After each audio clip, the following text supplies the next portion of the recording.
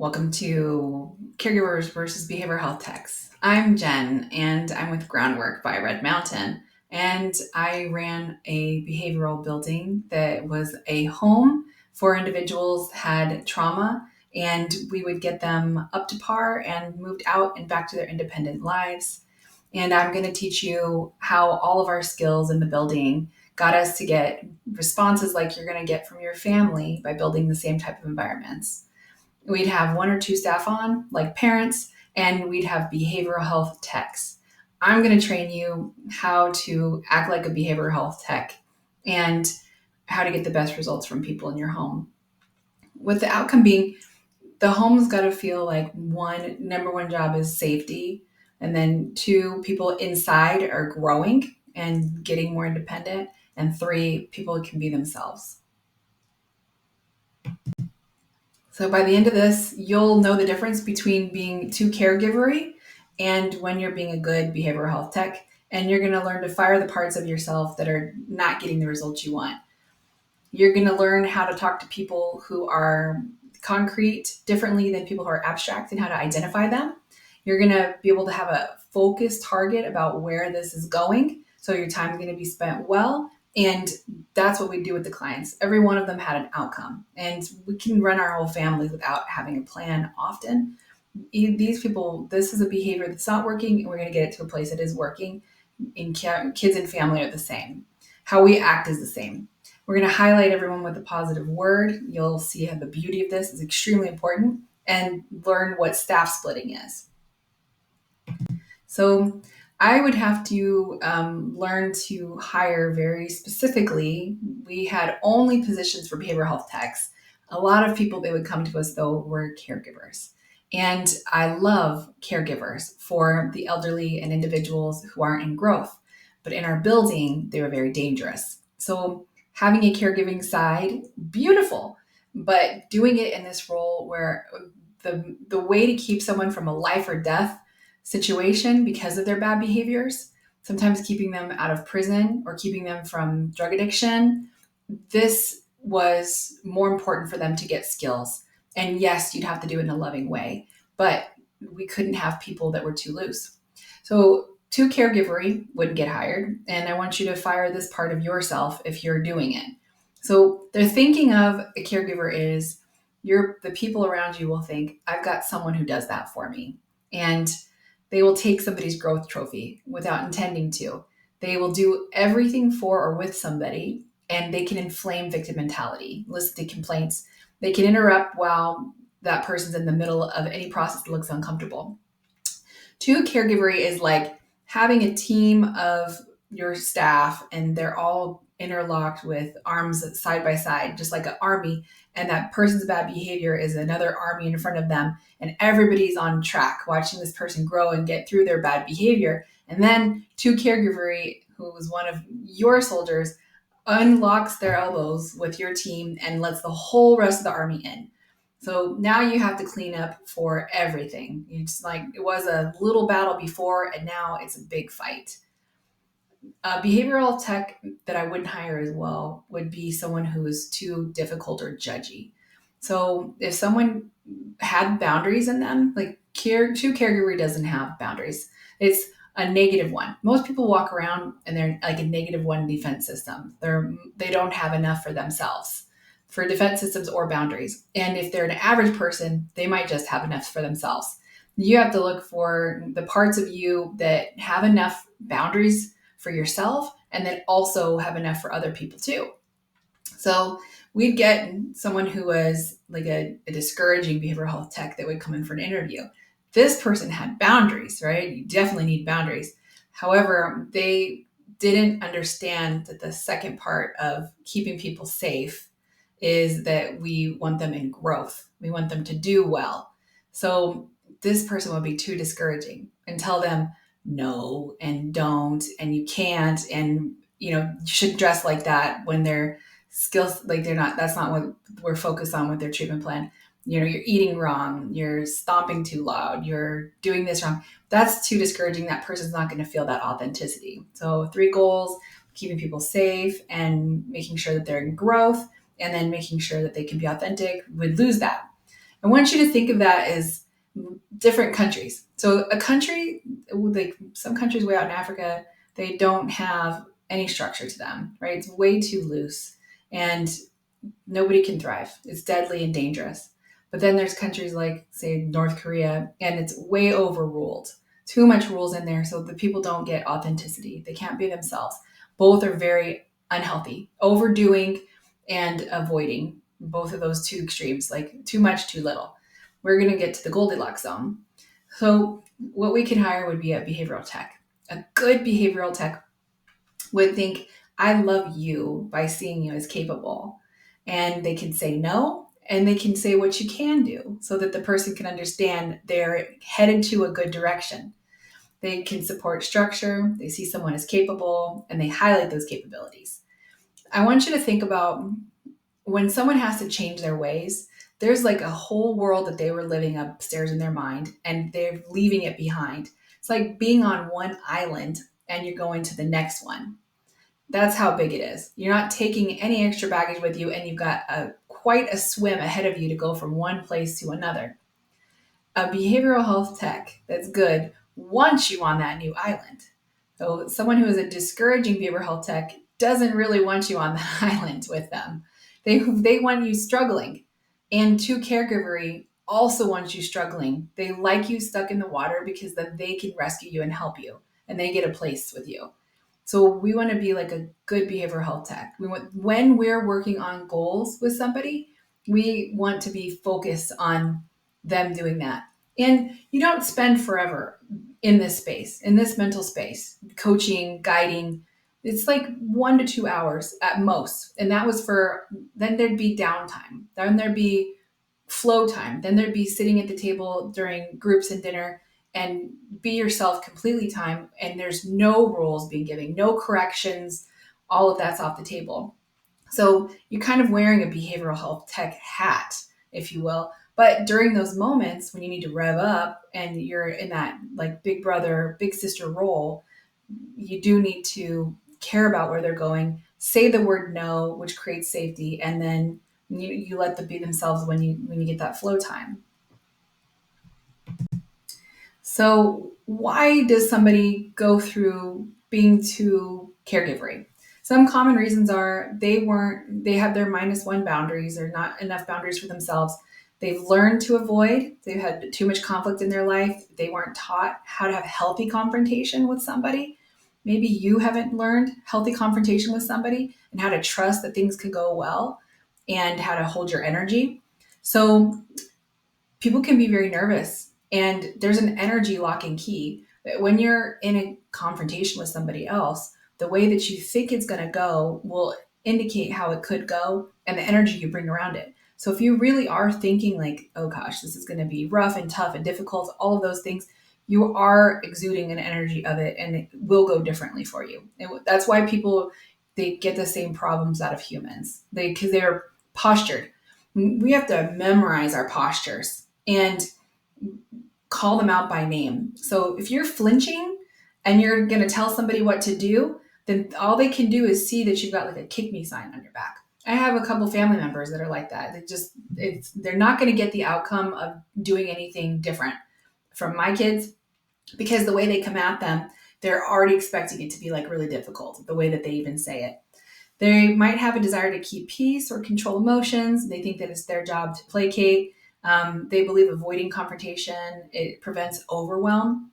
The reality is that overshooting on this, again, is more important than not shooting at all. Like if you're going to pick between the two, the worst of the two is avoiding the confrontation as opposed to over confronting. Both are bad, but this one's worse. So don't worry if you're not good at confronting. Don't stress about if you're not good at confronting, that you can balance that, and that it was better that you pulled that move than to not have done anything at all. So you can be frightened of rejection. A lot of times over caregiving has to do with the need to be like loving on somebody, which is beautiful. And you can do it when you're not during these growth phases, 1 to 2 hours a day in our building. That's when we'd be really pushing someone. And if they throw up a question at you that you have to say no to, that could come up too. So they'll worry that the other person will get angry, withdraw, or reject them. So avoiding confrontation is a form of enabling, and that is a refusal to bring up concern about something that could lead to a positive action. And changing a behavior changes everything. So someone that changes someone's straight to the core, how they think, how they feel about something, and even the meaning they assign to something. So moving the direction you're in from like someone never cleaned their room and all of a sudden they clean their room, the act of doing that changes them. So we do need to get those results from people. Enabling behavior, I've got someone who does that for me, thinking and coming, and usually when someone does the rescuing, it's like right at the moment when they've got to like take the full responsibility and it's uncomfortable for them. So we want to switch to them thinking, that's my job. And you let them fail a few times if they can get there. So you kind of want to be neutral when you give them a consequence. You have it in writing with them once a month. You'll do, this is what happens when this happens. You don't add to that. You don't be petty and make stuff up. And then you give them the reward. And your goal is for them to get that reward. You want them to get that reward. If you've got a real Captain Judgy Pants inside of you, got that discouraging behavioral health tech inside of you that you're going to fire right now and never return to, that part of you wants them to not get that goal because you want power and control. So when we get done with this, I'm going to ask you to look at what it's like when you control. But I want to ask you, deep down, which one are you by nature? Are you a too caregivery? Are you a discouraging behavioral health tech? Are you a pretty good behavioral health tech? And write this down. When can you caregive? When is the good times for that?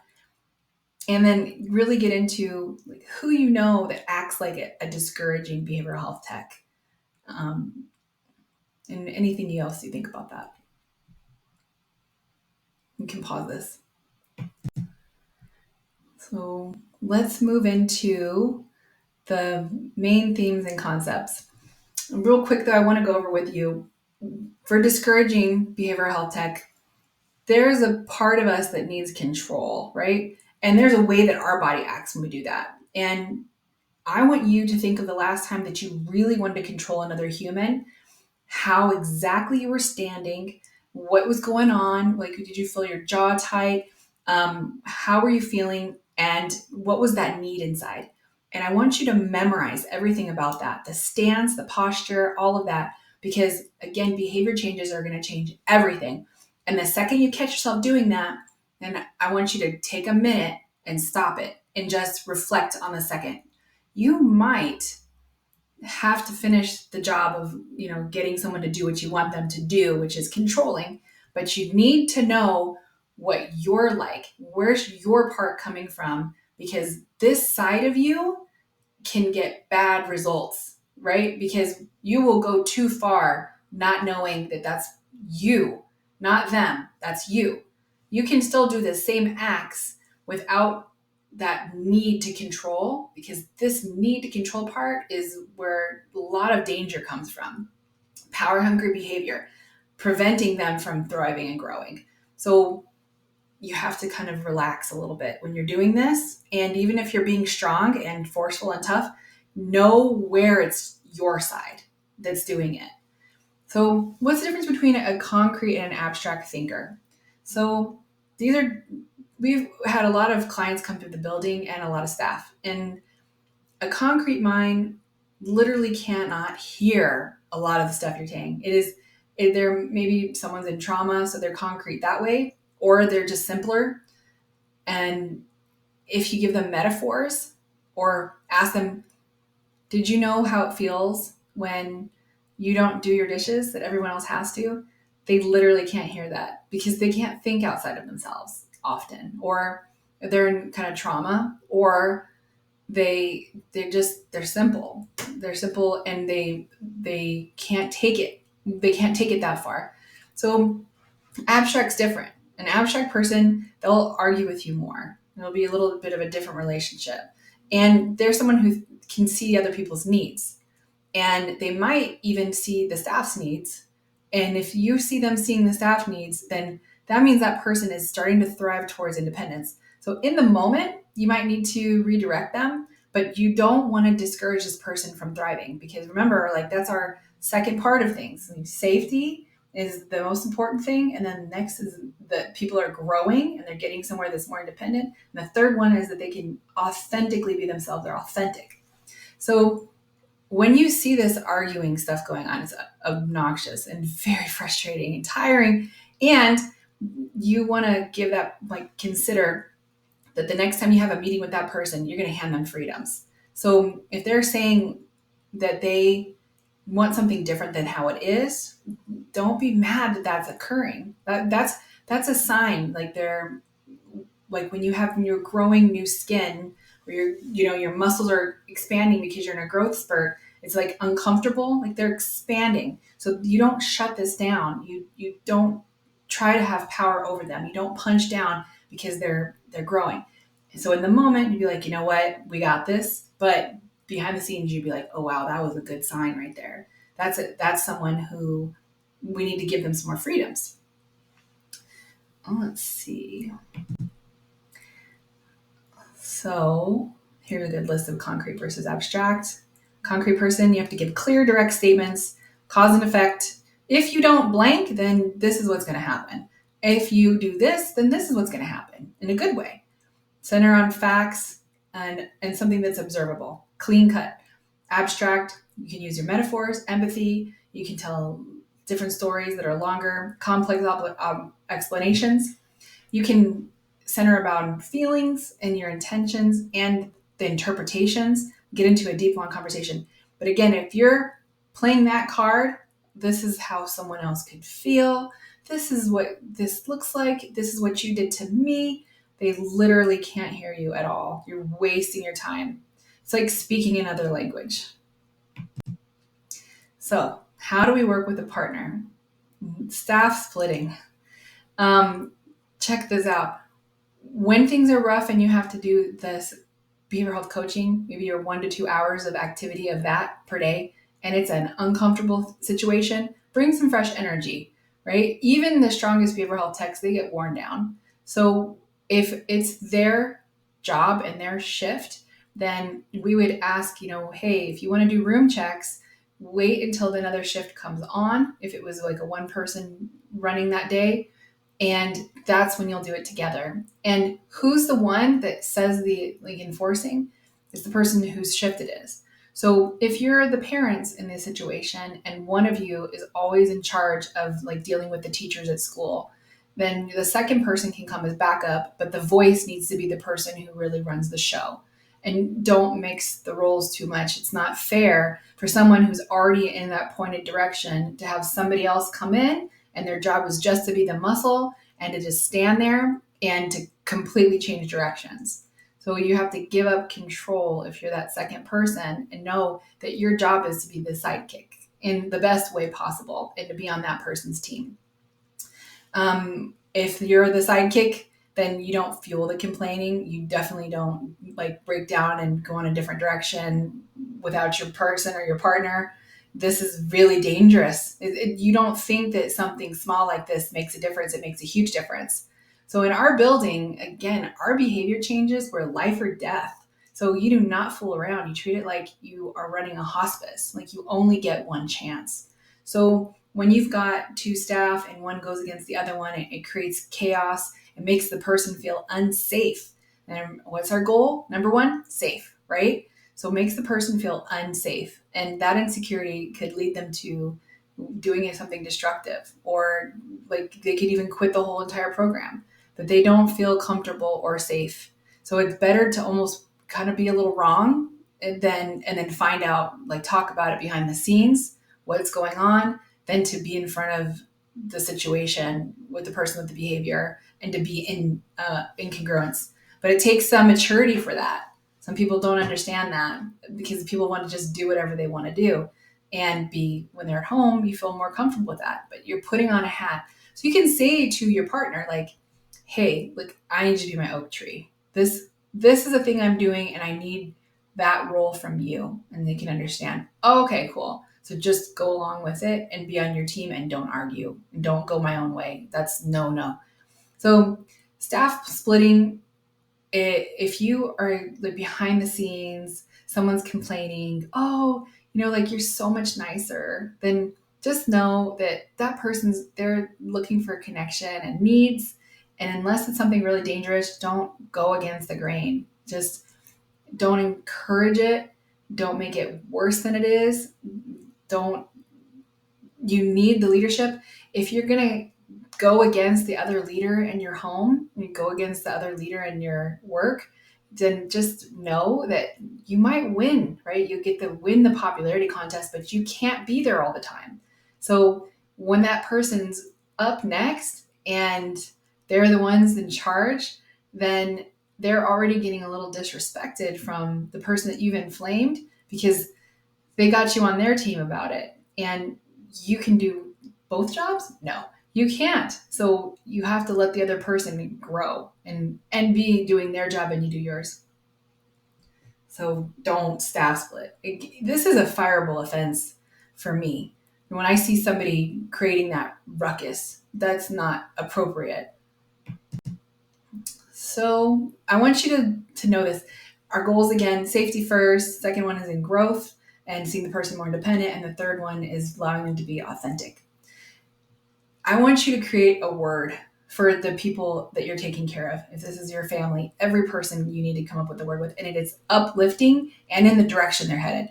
So if you're seeing that your kid's got like a lot of argumentative behaviors, then you want to think of a word that would be the opposite of that. Like amicable is a good one if you like that word. And whenever they are amicable, like you highlight that. You want to keep pointing people towards the target, which is better. You don't keep cutting down like, oh, look what you're doing again. You're, being argumentative is not going to be as good as, they've said 3 sentences. And in one of the parts of the sentence, they said something that was like, yeah, well, I guess I understand that. That's the part that you jump on, you highlight like, oh, good. That's cool that you understand that. It can be hard to understand, things. And I highlight that, like, you sound like that's an amicable thought. And you keep going in that direction until they get there. That's how to get them to swim from one island to another one. It comes from a lot of love and trusting them that they can get better, not being right so they could be wrong. Let's see. Yeah, you got to be focused on the positive outcome. You got to want the best for them. And you got to limit how much you're doing the role so you don't burn out. You can't be on all the time in the correction zone. It's just like short stints. So we're going to remember this. When do you feel this need? What is it like in your body when it's about control for you, right? We do feel this way. Like, think of the last time that you wanted something so bad, and I want you to really write down what it is that you were doing and how you acted, and so that you can check yourself. And because you got to know that you might not let go of that, and it might get to a point where it hurts somebody else, and not intentionally, but it's not going to the place of the outcome of something, like the direction you're headed in, because you'll get locked into just the aspect of control. You can really hurt somebody. Who is giving you the least results and how are they postured when they see you? This is important. We have these lock and key energies. We have this training. When you go into a house and you see somebody who is like, they look like they just got busted all the time, they're feeling like, doesn't necessarily mean that they are doing something wrong all the time. Not the case. People practice that mode, or they were just around someone they were scolded 10 times.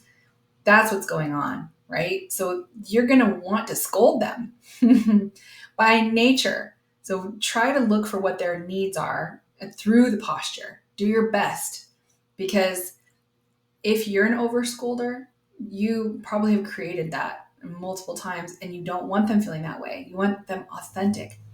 And what is it like when who doesn't act authentically in front of you in your family? What is it like when they're authentic? Well, they're opening up, maybe they're singing in front of you or they're talking about their day. We'd have like, you don't correct during dinner meals and you don't correct people in groups. When we did groups, people would bare their souls and they would talk about everything wrong with them. And they would do it like we'd measure in group. Our staff would have to write out exactly what words came out of someone else's mouth because I said, if they're not talking, they're not healing. If they're not talking, they're not healing. Well, it's the same way with your home. If they're not talking to you, then they're not comfortable. So you don't dart questions at people. That doesn't feel good. You might be authentic yourself. If you practice being authentic, it definitely invites it out. But you might not, they might not see your needs. And you kind of have to get used to that. But once you've practiced this for a while, like this level of like letting people be comfortable and you shutting yourself off from over caregiving or being a discouraging behavioral health tech, then you'll start to see them blossom and then your home's going to become a completely different place. So I hope that this helps you